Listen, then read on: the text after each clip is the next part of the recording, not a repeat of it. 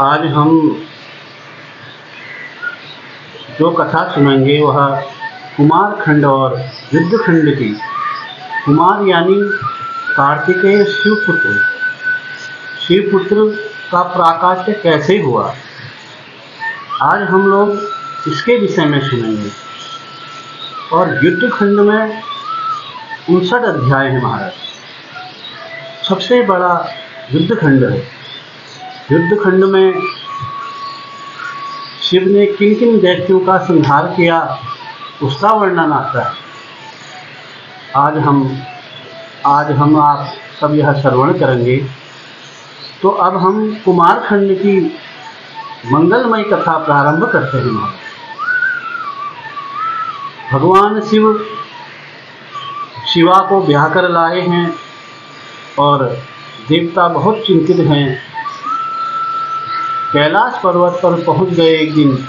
ओम नमः शिवाय, ओम नमः शिवाय, ओम नमः शिवाय कहते हुए, हे महादेव, आपका जो विवाह हम लोगों ने कराया है, हे प्रभु, उसका उद्देश्य केवल यही है कि हमें शिवपुत्र प्रदान करो, हमें शिवपुत्र की प्राप्ति हो, उस दैत्य तारकासुर का संहार हो।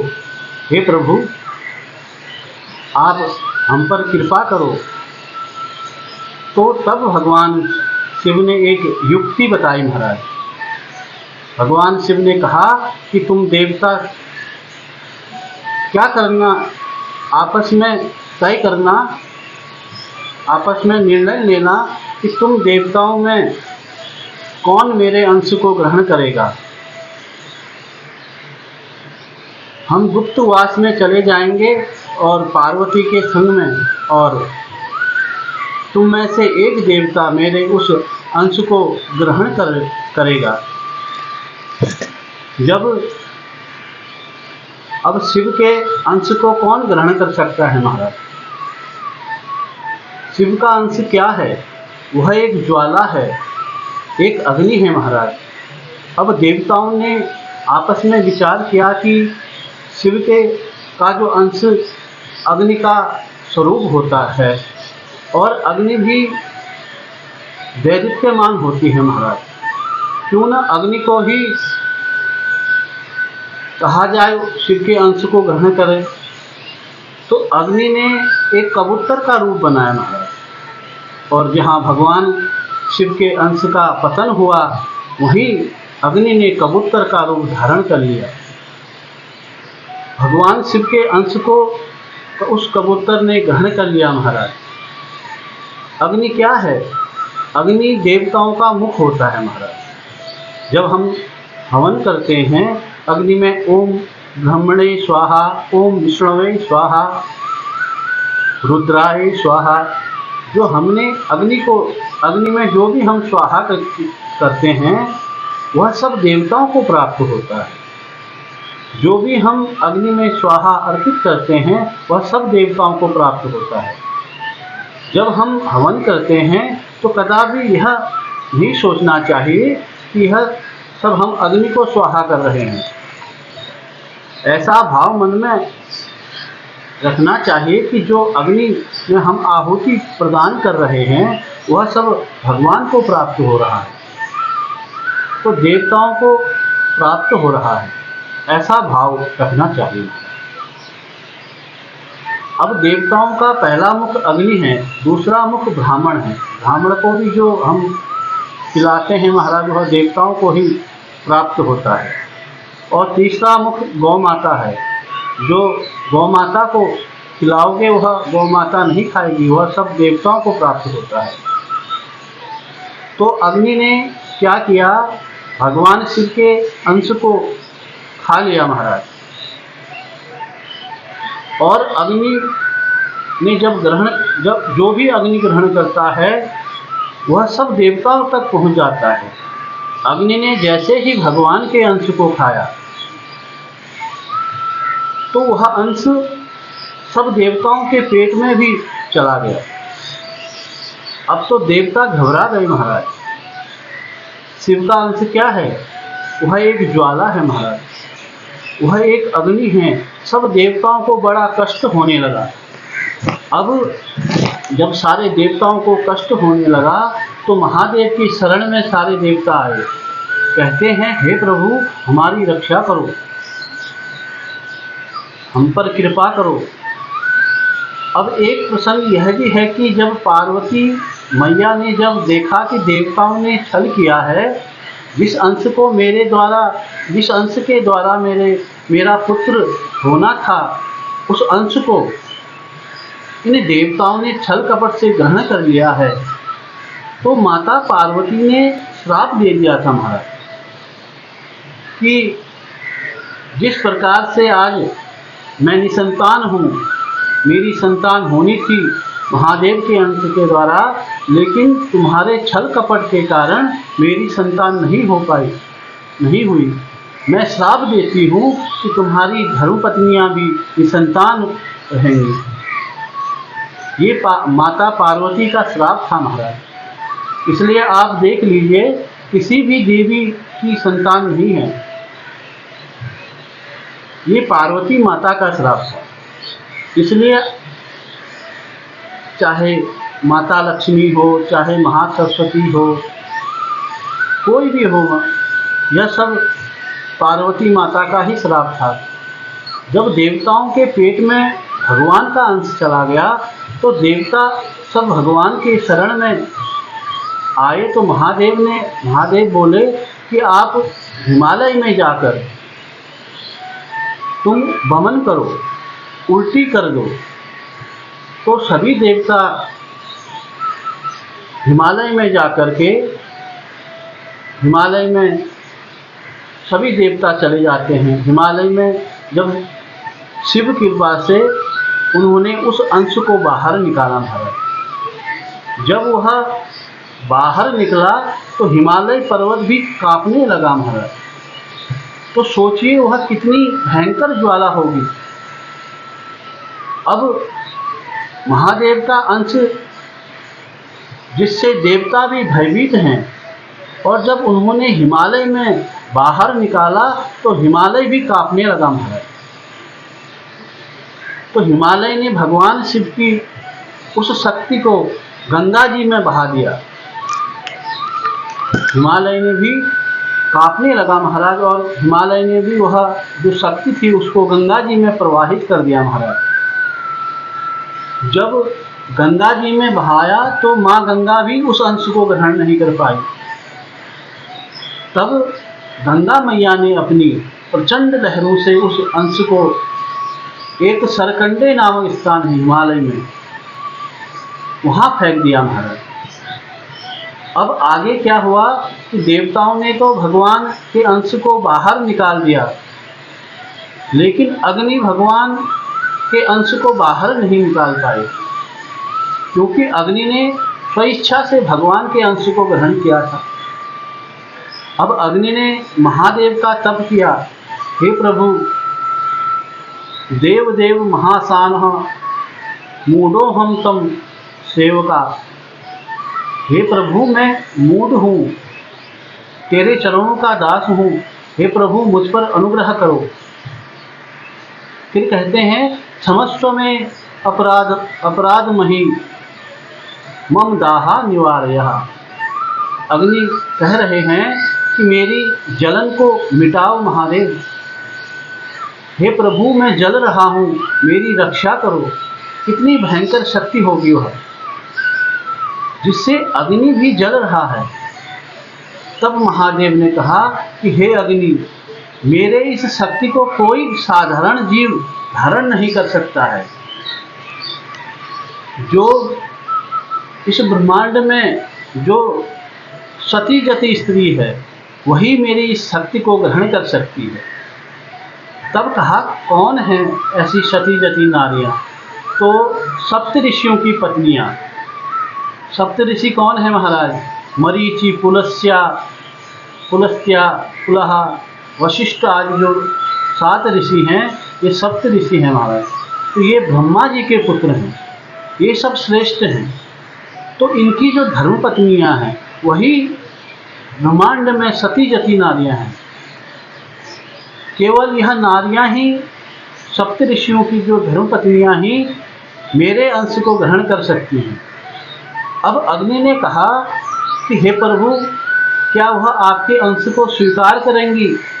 तब महादेव ने कहा कि तुम्हें उनके साथ छल कपट करना पड़ेगा। तो अग्नि ने छल कपट किया महाराज।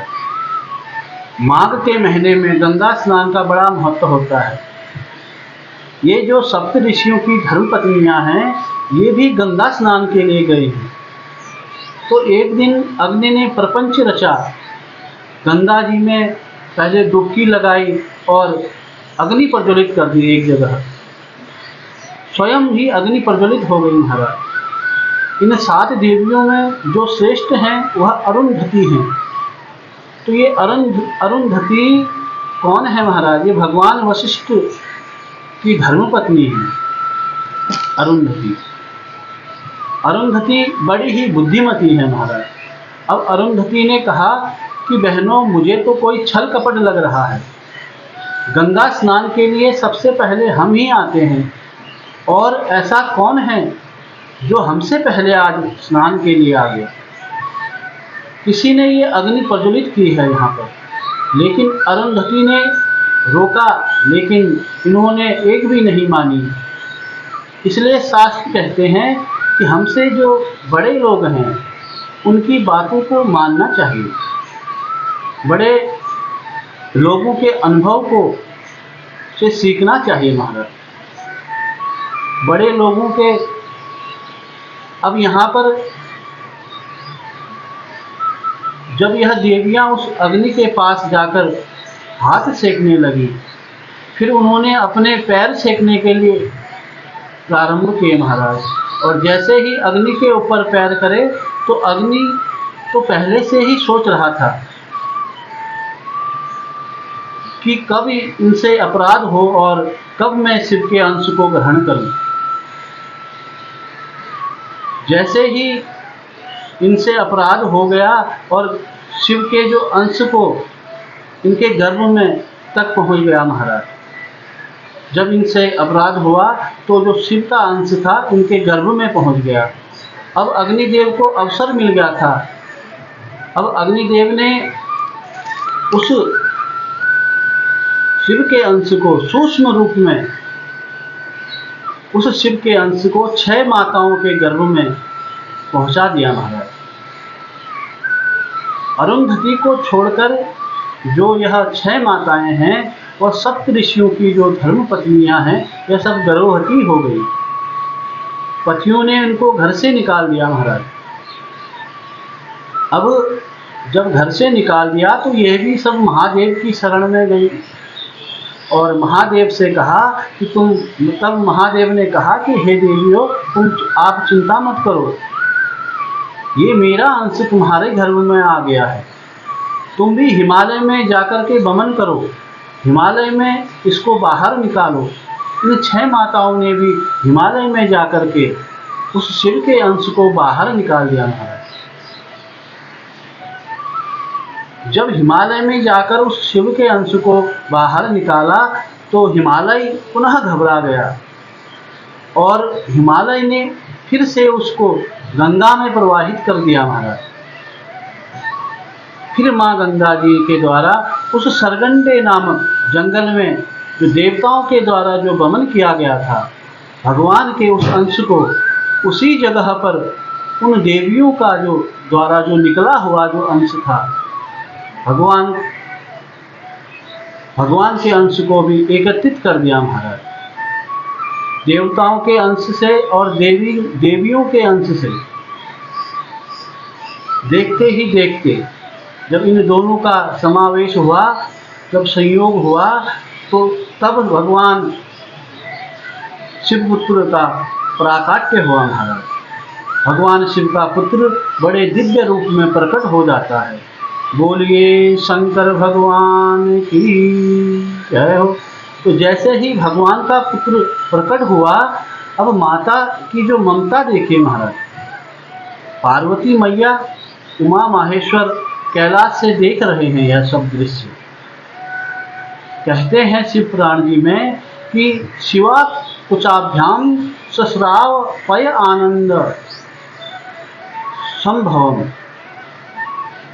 माता पार्वती के वक्ष स्थल से दूध की धारा छलक पड़ी महाराज। पुत्र यदि रो रहा है तो माता कैसे सह सकती है? तो माता पार्वती जगत जननी है, वह देख रही है कि मेरा पुत्र जो है वह बिलख रहा है, रो रहा है। तो माता की दूध की धारा बहने लगी महाराज। माता तड़पने लगी और महादेव से बोली, हे स्वामी, मैं अपने पुत्र को दूध पिलाने जा रही हूँ। तो महादेव बोले, देवी, अभी तुम्हारे और तुम्हारे पुत्र के मिलन का समय नहीं है, अभी समय नहीं आया है। विधि का विधान है यह नहीं कि तुम अभी जाकर पुत्र को मिल जाओ, ये समय नहीं आया। अभी तो माता कहती हैं कि हे प्रभु, क्या मैं अपने पुत्र के लिए तड़पती रहूंगी और मेरा पुत्र मेरे लिए तड़पता रहेगा?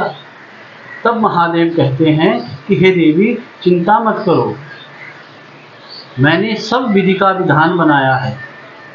अब जब शिव पुत्र रो रहा है तो क्या हुआ महाराज? तस्मिन् अवसरे तत्र कृतिकाख्यास्यः षड् स्त्रियः। उस समय वहाँ पर कृतिका नाम की जो 6 स्त्रियां खड़ी थी, जो देवियां हैं, वह देवलोक की हैं। यह 6 बहनें हैं महाराज। तो इन्होंने क्या किया? सनातुं समागतः बालं ददर्शु महाप्रभु। गंगा स्नान के लिए जो आई हुई हैं और सरकंडे के स्थान पर बच्चे की रोने की आवाज़ जब सुनी तो ये माताएं भी तड़पने लगी महाराज, रोने लगी। आवाज़ सोचने लगी कि ये रोने की आवाज़ कहाँ से आ रही है, पता नहीं किस नारी ने अपने बच्चे को छोड़ा है। इसकी आवाज़ से लग रहा है कि यह बहुत छोटा है। अब यह सभी माताएं महाराज उस आवाज़ को, उस बालक को ढूंढने लगे। जैसे ही इन माताओं ने भगवान का दिव्य रूप देखा तो ऐसा लग रहा है जैसे करोड़ों सूर्य एक साथ एकत्रित हो गए हों। ऐसा दिव्य रूप शिवपुत्र का जब दिखाई पड़ा तो शिवपुराण में कहते हैं कि इनकी स्वयं की दुग्ध धारा बहने लगी। एक माँ कहती है पहले मैं दूध पिलाऊंगी, दूसरी माँ कहती है पहले मैं दूध पिलाऊंगी। सबके सब आपस में झगड़ने लगे महाराज।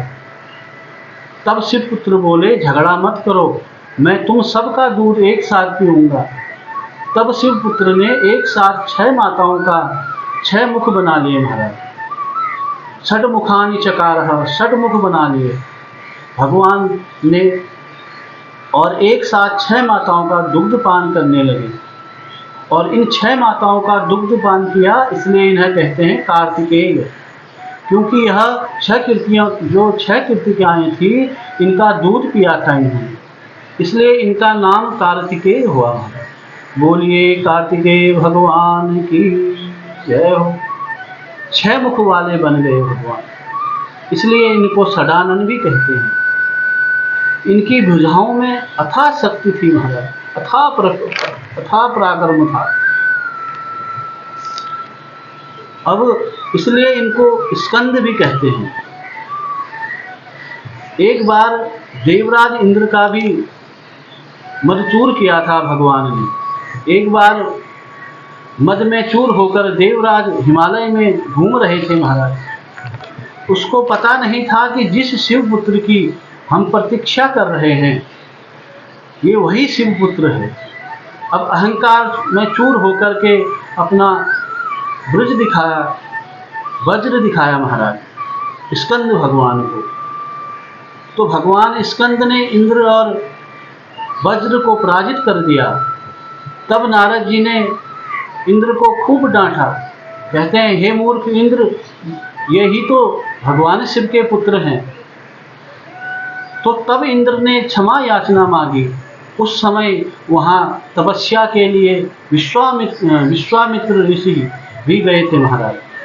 और विश्वामित्र ऋषि ने जो है वह महाराज उनको कार्तिक भगवान विश्वामित्र जी से कार्तिकेय भगवान ने कहा कि हे गुरुदेव, आप मेरा उपनयन संस्कार करो।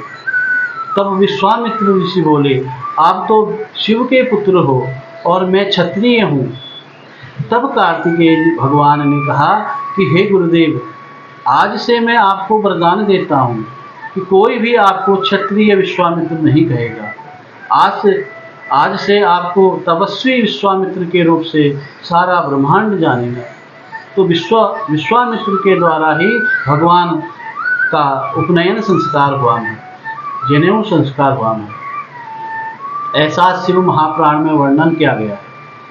अब सारे देवता लोग आए, कहते हैं हे प्रभु, तारकासुर का वध करो। सभी देवताओं ने अपनी शक्तियाँ भगवान स्कंद को, भगवान कार्तिकेय स्वामी को प्रदान करी महाराज। और फिर कार्तिकेय स्वामी का बड़ा भयंकर युद्ध हुआ तारकासुर के साथ। भगवान शिव और शिवा ने भगवान कार्तिकेय को दिव्य शक्तियाँ प्रदान करी। और देखते ही देखते भगवान स्कंद ने तारकासुर का संहार कर दिया। बोलिए कार्तिकेय भगवान की जय हो। अब जैसे ही तारकासुर का संहार हुआ तो सभी देवताओं ने पुष्प वर्षा करनी प्रारंभ कर दी महाराज। अप्सराएं नृत्य करने लगी, चारों ओर जय जयकार होने लगी। भगवान स्कंद भगवान की जब जय जयकार होने लगी महाराज, उसके बाद स्वयं भगवान शंकर ने कार्तिकेय स्वामी को लेने स्वयं आए और कैलाश पर्वत पर ले गए महाराज, ले आए। और अपने पुत्र को भी, जैसे ही अपने पुत्र को माँ भगवती पार्वती ने अपने कंठ से लगाया तो शिव पुराण के कुमार खंड में के 10वें अध्याय में वर्णन आता है कि एक क्रौंच नामक पर्वत है महाराज। आज भी हमारे केदारनाथ की यात्रा के लिए जब जाते हैं तो बीच में अगस्त्य मुनि और क्रौंच पर्वत पड़ता है। क्रौंच नामक पर्वत आज भी है महाराज। और उस क्रौंच नामक पर्वत पर एक बाण नाम का दैत्य रहता है। ऐसा शिवपुराण के कुमार खंड में 10वें अध्याय में वर्णन आया कि ये बाण नाम का जो दैत्य सब ऋषि मुनियों को खा रहा था और जितने भी भक्त हैं, पूजा पाठ करने वाले, उन सबको मारता था। वह बाण नाम का दैत्य जैसे ही शिवपुत्र के पराक्रम के बारे में उसने सुना तो उनकी वीरता के बारे में जब सुना तो आज सभी ऋषि मुनि कार्तिकेय जी के शरण में आए। तो क्रौंच आदि पर्वत भी जो थे वह भी सब भगवान कार्तिकेय के शरण में गए महाराज। तब सब कहते हैं कि हे प्रभु, हम पर बड़ी आपत्ति आई हुई है, हम पर कृपा करो। तो भगवान कार्तिकेय ने क्रौंच पर्वत पर आकर के उस बाण नामक दैत्य का विनाश किया था। और उस दिन से भगवान कार्तिकेय क्रौंच पर्वत पर ही निवास करते हैं और सभी की रक्षा करते हैं। तो ये कुमार कार्तिकेय की कथा है महाराज। और यह कुमार कार्तिकेय की कथा का बड़ा ही दिव्य प्रसंग है महाराज। आइए अब हम माता पार्वती के दूसरे पुत्र गणपति, उनके जन्म की कथा का प्रसंग, प्राकाट्य की कथा को सुनेंगे महाराज। तो माता पार्वती की सखी है जया और विजया। ये प्रमुख सखी हैं महाराज। माता पार्वती की ये निरंतर माता पार्वती की सेवा करती रहती हैं। तो एक दिन जया विजया ने आकर कहा कि मैया, ये जो कार्तिकेय जी है ना, ये तुम्हारे पुत्र नहीं हैं, ये तो शिव का पुत्र है, ये तो शिव के पुत्र हैं, ये तो केवल अपने पिता से ही प्रेम करते हैं, तुम्हें प्रेम नहीं करते हैं। तो एक बार क्या हुआ कि माता पार्वती स्नान कर रही थी, तो महादेव ने दरवाज़ा खटखटाया, तो माता लज्जित हो गई थी।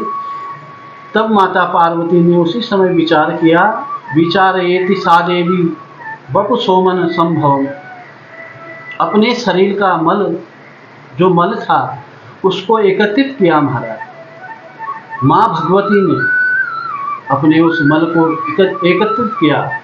शिव पुराण में लिखा है वपुसो मन संभवम, अपने शरीर के मल से माँ भगवती ने एक आकृति बनाई, एक बालक की आकृति बनाई महाराज, और उसमें प्राण डाल दिए। पुरुषो निर्ममं सातु सर्वलक्षण संयुक्तम। माँ भगवती ने जैसे ही प्राण फूके, वह बालक दिव्य रूप में खड़ा हो गया और माता को प्रणाम करके कहता है कि हे माता, हे जगत जननी, मैं कौन हूँ, आपने मुझे क्यों प्रकट किया।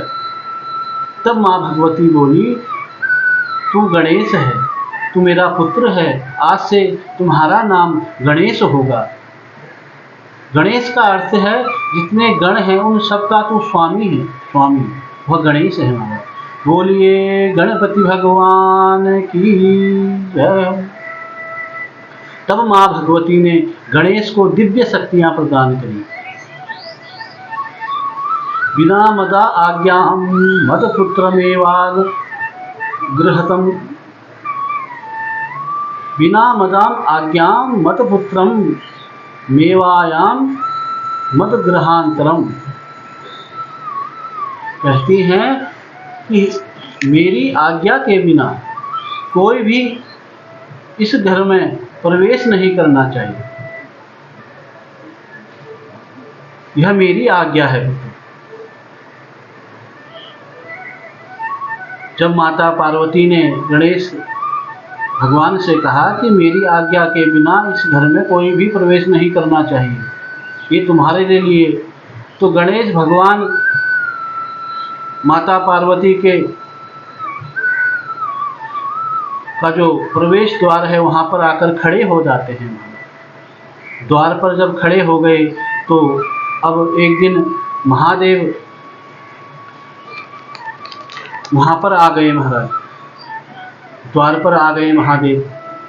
तो द्वार पर तो गणेश जी खड़े हुए थे, तो गणेश जी ने महादेव को रोक दिया महाराज, कहा कि अंदर नहीं जा सकते हो। तो महादेव ने कहा, अच्छा मेरा घर है, मुझे रोकने वाले तुम कौन हो। तब गणेश जी ने कहा कि यह मेरी माँ की आज्ञा है, कोई प्रवेश नहीं कर सकता। अब महादेव तो वहाँ से वापस हो गए महाराज। अब महादेव ने नंदी भृंगी श्रृंगी को कहा कि एक बालक आया है और उसे जाकर समझाओ। जब नंदी भृंगी समझाने लगे तो आपस में बड़ा युद्ध होने लगा महाराज। सभी आपस में युद्ध हो गया, नंदी हार गए, भृंगी श्रृंगी हार गए, वीरभद्र हार गए, सब हार गए महाराज। कुमार कार्तिकेय भी पराजित हो गए। अंत में सभी देवता महादेव के पास गए और कहते हैं कि ये बालक तो महावीर है, न जाने कहाँ से आई इसमें इतनी शक्ति। इसके पास तो सब देव, जितने भी देवता थे वह भी पराजित हो गए थे महाराज। अब सभी देवता महादेव से कहते हैं कि अब हमारी जो प्रतिष्ठा आपके हाथ में है महादेव। अब महादेव युद्ध के लिए चल पड़े। आज पिता और पुत्र का भयंकर युद्ध प्रारंभ हो गया। एक तरफ देवाधिदेव और दूसरी तरफ शक्ति। जिस बालक के पास माँ का आशीर्वाद होता है उस बालक को ब्रह्मांड की कोई शक्ति नहीं हरा सकती। इसलिए माँ बाप को भगवान की तरह पूजना चाहिए। अब महादेव भी हारने लगे महाराज। चारों ओर हाहाकार होने लगा, चारों तरफ बातें होने लगी कि इस बालक ने तो महादेव को भी पराजित कर दिया है। अंत में भगवान नारायण ने अपनी माया का प्रहार किया महाराज, तो माया के वशीभूत हो गए गणेश जी। तो गणेश जी की शक्ति गिर गई उस समय। जैसे ही शक्ति गिरी तो उस समय गणेश जी को जमाई आई महाराज, छींक आ गई। तो जैसे ही शक्ति गिरी, तो जैसे ही उनका सिर नीचे हुआ, तो तुरंत त्रिशूल का प्रयोग कर दिया महादेव ने। छिन्ने सरसी तस्यैव गणनाथस्य नारदः। इस कथा को ब्रह्मा जी सुना रहे हैं नारद जी को। कहते हैं, हे पुत्र नारद, जैसे ही महादेव ने त्रिशूल का प्रहार किया, तो उसी समय छिन्ने शिरसि, उनके सिर का छेदन हो गया। जैसे ही महादेव ने गणेश का सिर काटा, तो चारों तरफ हाहाकार मच गया। पृथ्वी कांप उठी। जब माता भगवती ने अपने पुत्र का रोना सुना, तो माता क्रोधित हो गई। माता भयंकर रूप में प्रकट हो गई। माता ने कहा कि हे देवताओं, हे गणों, कान खोलकर सुन लो, किसने मेरे पुत्र का वध किया? नहीं तो मैं सबका सर्वनाश कर दूंगी। मैं महाकाली हूँ, मैं भद्रकाली हूँ, मैं प्रलयंकरी हूँ, सारे ब्रह्मांड का सर्वनाश कर दूंगी। जिसने भी मेरे पुत्र को मारा है, उसे किनारे खड़ा कर दो, उसे अलग स्थान पर खड़ा कर दो, नहीं तो मैं इस ब्रह्मांड का सर्वनाश कर दूंगी।